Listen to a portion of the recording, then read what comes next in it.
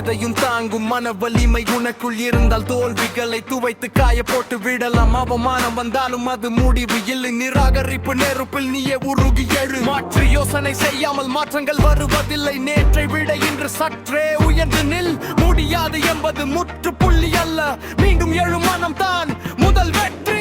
விழுந்த தடம் எல்லாம் வழிகாட்டியாகும். கண்ணீர் துடைத்த பின் கனவு தெளியும். முடியும் என்பது வெற்றி புள்ளி.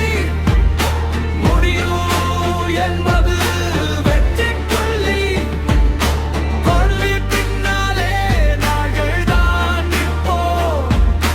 முடியும் என்பது வெற்றி புள்ளி. முடியும்